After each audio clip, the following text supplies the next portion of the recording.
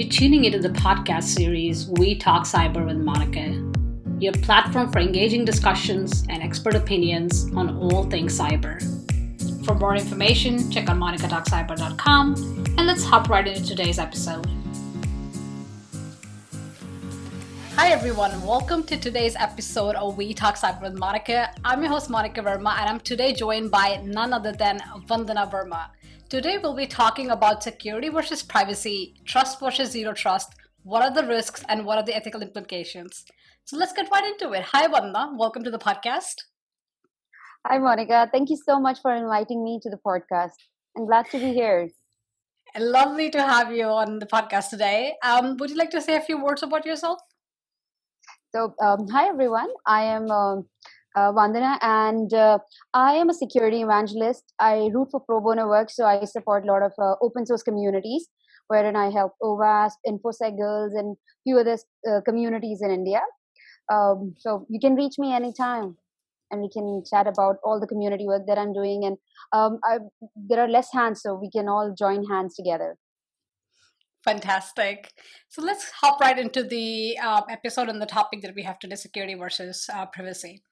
In one corner, we have privacy, right? We have the whole idea of, securing the identity and the personal data of humans.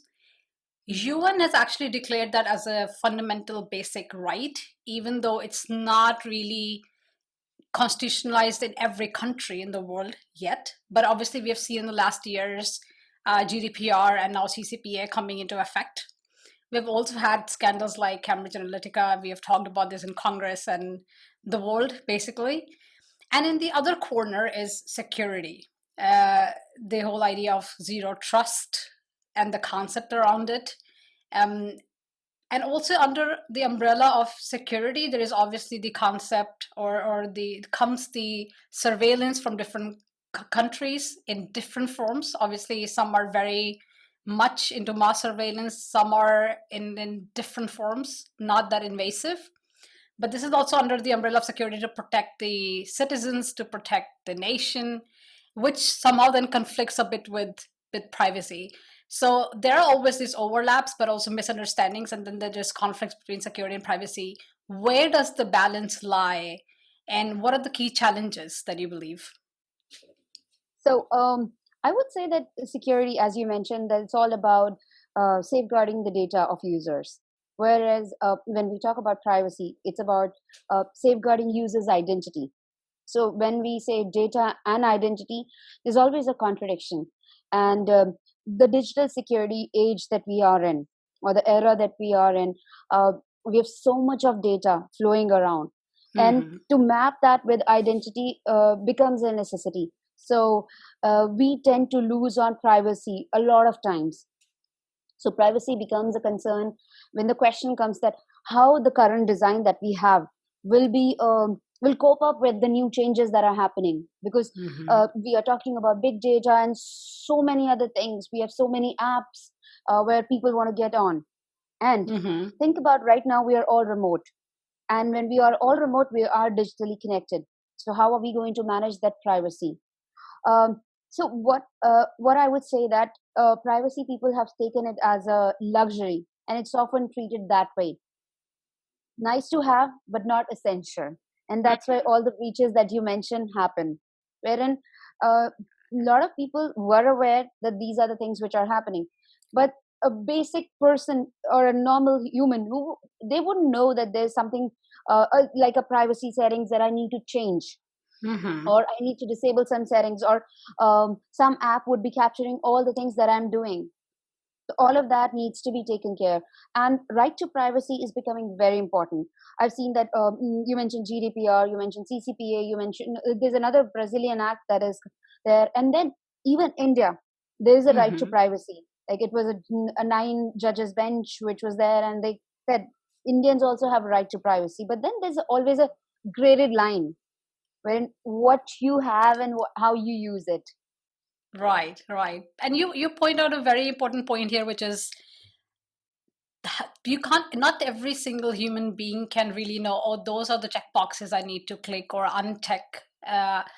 This brings or raises a good important question, which is, how do people, normal human beings, normal citizens, how do people that are not working in security, that are not security experts, evaluate what are their risks when they're using different apps, when they are online, just Mhm. browsing, and how do they understand what privacy implications are for them? Because there is this aspect of, obviously, organizations, and we'll come to that later, the organizations and the vendors need to do a job, but for human beings, for normal people, what can they do? How can they evaluate their risk and the implications on their privacy? Mhm. So, as a normal person, what they can do is they can read the privacy policies that we have, because every app or application, they have written policies which are open to everyone. Because if a user is giving the consent, that means they can use the data. And that's Hmm. why a lot of social media companies, they're saying that we are trying to connect people, but then there's a lot of data which is being used. So the first thing is that as a normal human being or a normal person who's using an app who doesn't know about security or privacy, we can read the privacy policies, that what it says, how they will be using our data, whether Hmm. it'll be sent to some other service provider. Another important aspect which I've recently learned, wherein when we talk about identity and access management, because privacy is about identity management and keeping the identity safe. So there's a new thing which is not new, but it's people say that it's new, which is consumer identity and access management, wherein consumer can decide whether Hmm. what data you are saving, and then if I can delete that data from your application, and what consent I am providing you when I am giving you my credentials, my email address, my phone number, my name, or Right. I can choose whether I want to give you my hobbies, whether I want to give you my date of birth. You can't mandate that. So I think those things would really help a normal person, that they can choose what they want to give to an application, not Hmm. anything and everything they ask for. Right. And this is similar to some of the aspects of GDPR that we have in Europe, where people can obviously consent to and actually even ask for what data you have saved on me, and have the right to either give the consent or not give the consent, or tell them to delete the data. And the company should also have the privacy policy of telling when the data would be deleted and how long will it be kept and stored and retained, under what circumstances there. So that was the aspect of, like, okay, normal people reading the privacy policy and trying to understand that as much as they can, because obviously sometimes it's a bit difficult to understand because of the language, probably because of number of pages of document. So then we switch to the other side of it.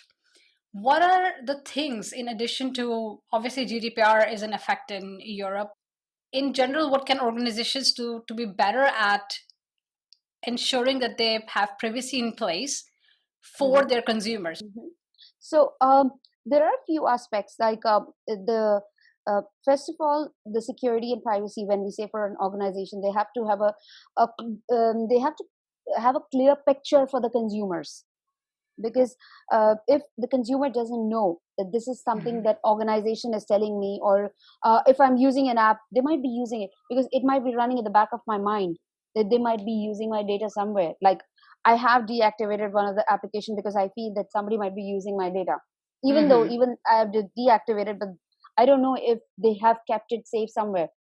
So all of those things to avoid, we can have a clear consent management system for the users, that what they want to provide, what they wish to give you. Mhm. And um, uh, on a regular basis, organization can tell their consumers that this is what we are doing with the privacy things. They can let the users know that yes, this is important for you to know, that this is how your data is being used, or we are not using your data at all. There has to be a clear communication. And at the same Mhm. time, when we talk about security, security can always be built into the software development life cycle, so that the softwares are secure. Right. So let's talk about a bit about this aspect of security and privacy by design and by default as a part of the security lifecycle. What are Right. some of the recommendations you would give, even to have privacy as a part of, like, we have obviously talked many years now about security as a part of lifecycle. How do we Mhm. also incorporate privacy as a part of lifecycle, or both of the aspects? So, when we say privacy by default or security by default, people have grown to understand that yes, we have to embed security into the life cycle, where it has to start early. Earlier, so I'm starting with security and then I'm going to end with privacy. So, security, earlier we were testing it in the end, like once the product is done or Mm-hmm. once the environment is set up, the whole network is set up, and then we used to do the pen testing, be it network or application. Uh, then, if there's a bug, you take days or years to fix. We know that sometimes a critical bug might take 45 days to fix. What Mm-hmm. will happen? What could go wrong? The breaches like Apache or the breaches like Equifax or all other breaches will keep happening. Mm-hmm. And when so if we want to avoid those things, we have to have security by default. We have to train people. We have to have the whole environment set up for all those things that are needed to start the security early in the life cycle. Mm-hmm. So um, when we talk about privacy by design, uh, when we are handling the data, when we are Mm-hmm. handling the identities, we are thinking all about what GDPR says, what Mm-hmm. CCPA says, Mm-hmm. how we can have, when we are building a system, how we can uh, safeguard the user's identity in that system so that Mm-hmm. nobody can actually take it away. We can have encryption there at rest, in motion, or anywhere else. We are taking the data which is only required, because I've Mm-hmm. seen organizations taking huge amount of data but then tend to not know what to do with that. And Right. categorization of data is very, very important. Classification of data, that this is Mm-hmm. the data that we would be using, this is the data we don't want, or okay, we just leave it, we're not going to use it, we are discarding it. And there's another thing that has happened with some of the companies wherein they didn't know that this was the data that was supposed to be safeguarded and this was the data which was not supposed to be safeguarded. So not safeguarding the right data, Right. Right. those are the things that needs to be addressed at the right time. And that's when zero trust and all of these things come into picture, because they talk about identity management and they talk about security management both at the same time, Mm-hmm. thinking of security of users and security of an organization. Right. And you bring the right one of the other points that you just mentioned now is very good and very fantastic is that a lot of companies take not only massive amount of data but massive or different types of data that they probably don't even need.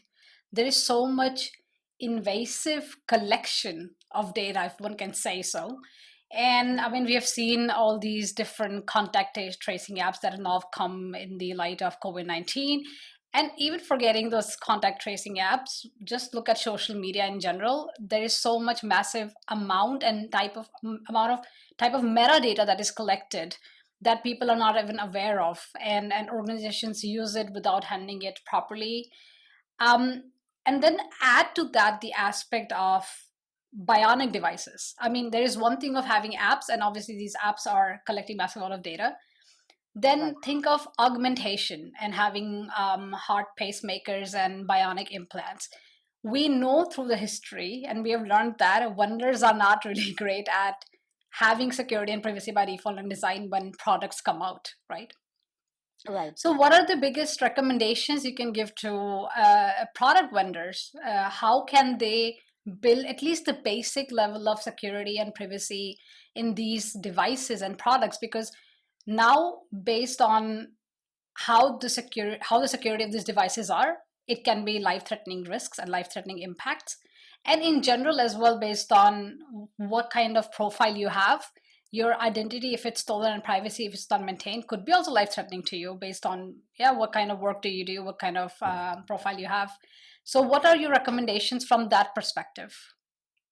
I would say the first thing that think about security and privacy by default, because these Mm-hmm. interconnected devices or heart pacemakers, bionic implants, or connected vehicles, because Mm-hmm. connected vehicles are also becoming more and more prevalent, and we don't have a standardization.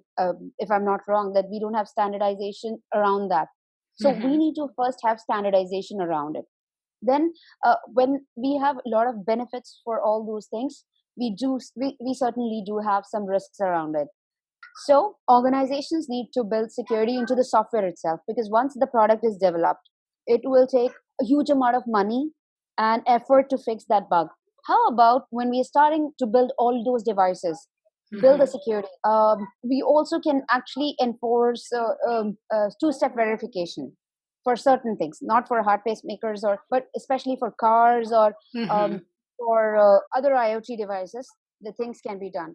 Right. And I feel like we have, I don't know, I'm really waiting for the time when we can come to a point where um, admin is not going to be the default username and Yeah. password on devices. I mean, I'm really waiting when that's going to happen, if that's going to happen. So, what would you say, based on all the discussions that we have had, what would be your one key message for users in terms of understanding security versus privacy? Hmm. I would say that privacy is not optional. It's the way of life. It's the way that you're giving your information to anyone and everyone. Your whole life depends on it. So think before you give away your privacy to anyone. It's like the your house key, giving it to a thief and saying that go ahead and do what you want to do. Or another example would be like using your toothbrush. Like you don't share your toothbrush with anyone, so why would you want to share your privacy with anyone else? Right. Thank you for that. Do you have any recommended reading for our audience? I would say NIST privacy framework is beautiful. Like Hmm. NIST has amazing frameworks around security, zero trust, and privacy. You should take a look at it. They have like explained it very beautifully. Lovely. Then we will do that. I would recommend to the audience to check out the NIST privacy framework. It was lovely to have you on the podcast episode, Vandana. Fantastic to have these discussions with you. And I hope that I can already reserve you now for the next episode at some point.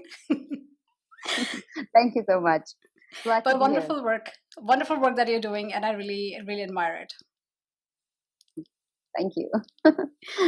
Fantastic. So, yes, that was for today's episode of We Talk Cyber with Monica. I'll be back with more episodes, fantastic guests, and amazing discussions on all things cyber. Until then, take care, stay safe, and stay tuned. Thanks for tuning in to We Talk Cyber with Monica. Do not forget to subscribe to We Talk Cyber in your favorite podcast app and YouTube channel, Monica Talk Cyber.